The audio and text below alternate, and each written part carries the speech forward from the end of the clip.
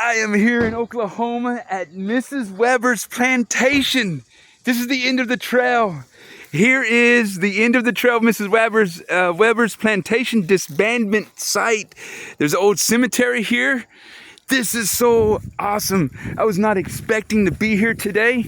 I was not expecting to see this, so I'm gonna hurry up over here.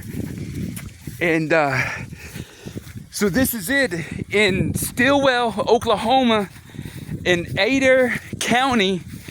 I'm at Mrs. Weber's plantation, and this is where they disbanded. This is the city cemetery.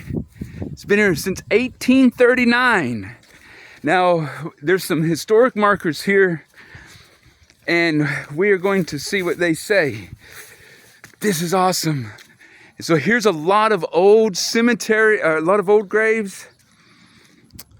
Home in the West, Stilwell and the Trail of Tears.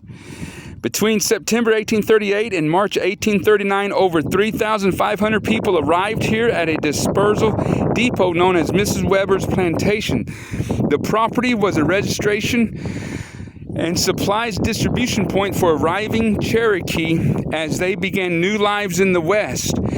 It was a time of transition for those who survived the trials of the journey and the process of settling in Indian territory.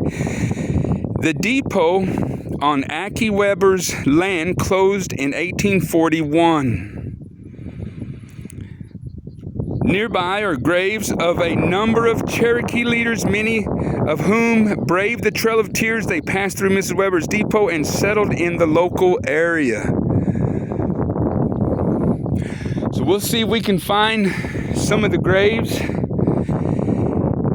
The end of the journey. Between June 1838 and March 1839, more than 15,000 Cherokee trekked west from their traditional eastern homeland to Indian Territory, present-day Oklahoma, over the Trail of Tears.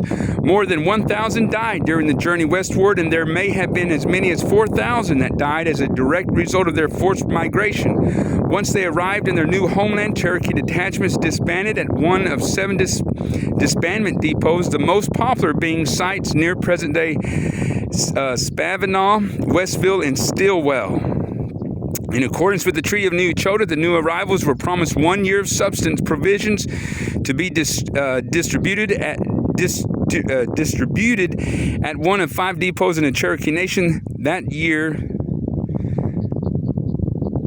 proved exceedingly trying, however. The delivery of provisions proved halting, and most Cherokees spent the year 1839 living in tents and other temporary quarters while awaiting their first year's harvest.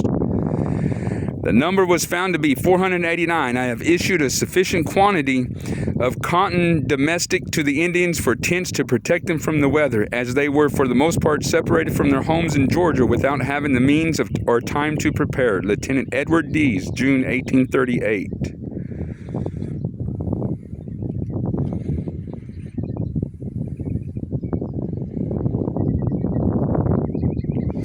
So there you have it.